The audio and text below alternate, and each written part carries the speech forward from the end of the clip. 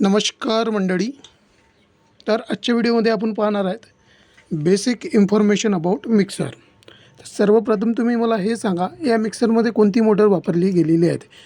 Universal motor, D C motor, A C motor, induction motor, तुम्हाला whatever जे सुचत असेल ते सांगा कमेंट सेक्शनमध्ये. यामध्ये कोणती मोटर वापरलेली आहेत बघा. हे कनेक्शन आहेत. त्यानंतर आपण मशीनमध्ये सर्वप्रथम सांगतो की यामध्ये युनिव्हर्सल मोटर वापरलेली आहेत. तर युनिव्हर्सल मोटर म्हणजे काय? जी ए सीवर चालते आणि डी सीवर सुद्धा चालते, अशा मोटरला युनिव्हर्सल मोटर म्हणतात. तर तर यामध्ये कोणकोणते पार्ट्स आहेत ते आपण पाहू. त्यानंतर त्याची वायरिंग तुम्हाला सांगतो आणि मग मिक्सरचे पार्ट्स सांगतो. ते सांगितल्यानंतर त्यामध्ये फॉल्ट कुठं कुठं क्रिएट होऊ शकतो ते सांगतो. तर बघा, हे जे आहेत हे युनिव्हर्सल मोटर आहेत. त्यामध्ये हे जे दिसते तुम्हाला याच्या एक्झॅक्ट खाली ह्या जो आहे तो आर्मेचर आहे, त्यालाच आपण रोटर म्हणतो. तो रोटर आहेत. त्यानंतर हे जे दिसते तुम्हाला, हे मी दाखवतो इथं टच करून, ही वाइंडिंग आहेत. कॉपरची वाइंडिंग आहे. यामध्ये थोडं दिसत नसेल, ब्लर होत असेल तर त्यासाठी सॉरी, पण ते समजून घ्या. त्यानंतर यामध्ये ब्रश असतो, कम्युटेटर असतो आणि आणखी काही प्रकारचे पार्ट्स यामध्ये असतो, जे की जितकं मला आठवतो त्या पद्धतीचं मी सांगतो तुम्हाला. त्याचबरोबर हे युनिव्हर्सल असल्यामुळे ए सीवर किंवा डी सीवर चालतोच, हे आपल्याला माहीतच आहेत. याची वाइंडिंग हे अंदरून केलेली आहेत. जर खुल्लं असतं तर मी तुम्हाला नीट दाखवू शकलो असतं, पण मी ते सुरू असल्यामुळे खुलत नाहीत. जर तसे योग आले कदाचित समोर तर मी तुम्हाला नक्कीच ते शो करणार. तर हे बघा, हे कार्बन आहेत. हे जे मी इथं लावतात ना, जे मी 2 शॉर्ट व्हिडिओ टाकले ते इथं स्पार्किंग होत होते. म्हणजे कार्बनचा जो स्पर्श आहे तो पूर्णपणे आर्मेचरला भेटत नव्हता, त्यामुळे ते स्पार्किंग होत होती तिथे. तो आता मी फॉल्ट पूर्ण केला तरीसुद्धा बारीकची जी स्पार्किंग आहे थोड्या प्रमाणात होतच राहतो. त्यानंतर हे जे आहेत, हे जे लावलं मी टेस्टर, हे जे आहेत ॲम्प्लिफायर आहेत.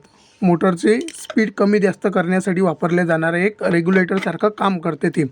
हे जे वाइंडिंगचे वायरे दिसते तुम्हाला, एक, त्यानंतर रेड आणि ब्लू, हे 3 वायर जे दिसतात हे पॉवर कमी जास्त करण्याचे आहेत. मोटरची स्पीड किती जास्त किती कमी आपण ते यावरून करतो. पण हे मिक्सर जुने असल्यामुळे त्याचं कनेक्शन डायरेक्ट काढून टाकलं आहे आपण आणि त्याला डायरेक्ट शो केला आहे, डायरेक्ट कनेक्टेड केलेला आहे.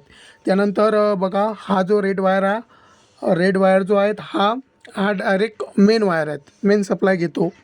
आणि त्यानंतर बघा, हा जो येलो वायर आहे हा सुद्धा त्या वाइंडिंगला जोडलेला आहेत. असे यामध्ये 5 वायर निघालेले आहेत वाइंडिंगमधून. आणि हा जो 6वा वायर आहे, 3 इकडून आणि 3 इकडून, असे 6 प्रकारचे वायर निघालेले आहेत त्या वाइंडिंगमधून. तर त्यानंतर एक जो वायर जोडला आहे तो कार्बन ब्रशला जोडलेला आहे.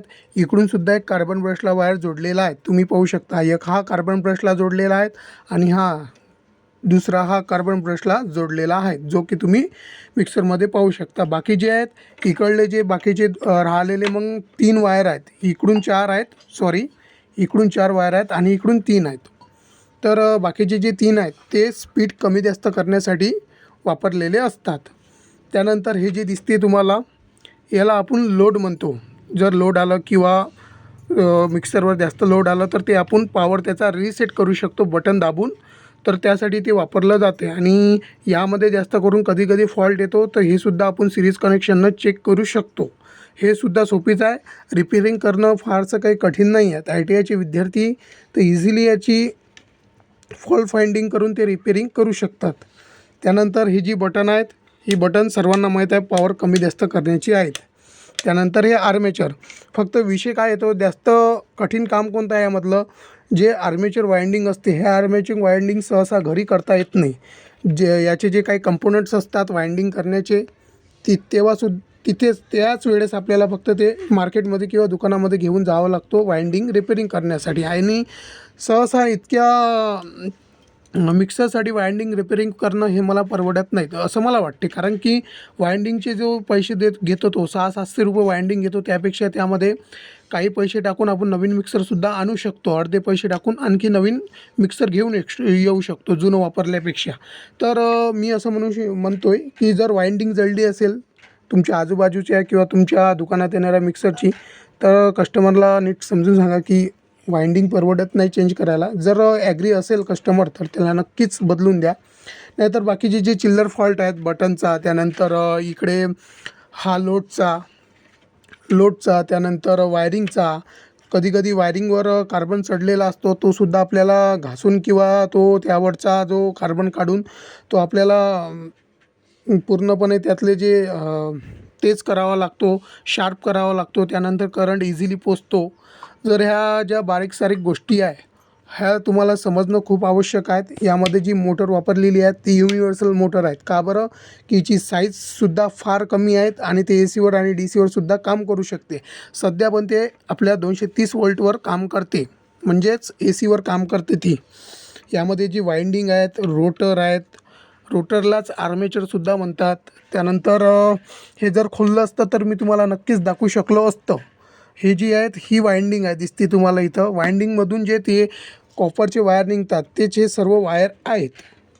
जर आणखी काही माहिती लागत असेल तर मला नक्की कमेंट्समध्ये सांगा, मी ते सुद्धा सांगेल. मी तुम्हाला जे मागं सांगितलं की यामध्ये स्पार्किंग होत होती, कारण की ह्या कार्बन नीट तो रोटरला टच होत नव्हता, तो स्पार्किंग होत होता, म्हणून तिथं स्पार्किंग होत होती. आतासुद्धा स्पार्किंग होते, पण थोड्या कमी प्रमाणात होते. मी तुम्हाला ते समजून सांगतो. बघा, मी काहीच नाही केलं, फक्त जो ब्रश आहे थोडंसं इकडून समोर केला, त्यामुळे तो जो आर्मेचर आहे त्याला नीट अटॅच होत आहे. तरीसुद्धा काही थोड्या प्रमाणात स्पार्किंग होते. बघा आहे.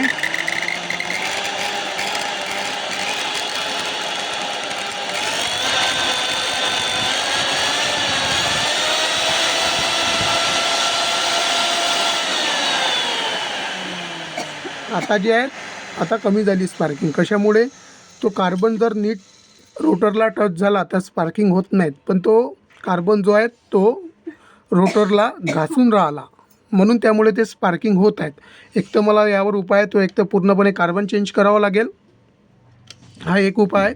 किंवा मग इथून समोर ढकलल्या जात नाही तो, आणि तो घसल्या जातो बातच कार्बन असल्यामुळे. तर त्यावरचं सोल्युशन मी तुम्हाला सांगितलं. भेटूया आपण नेक्स्ट व्हिडिओमध्ये. थँक्यू.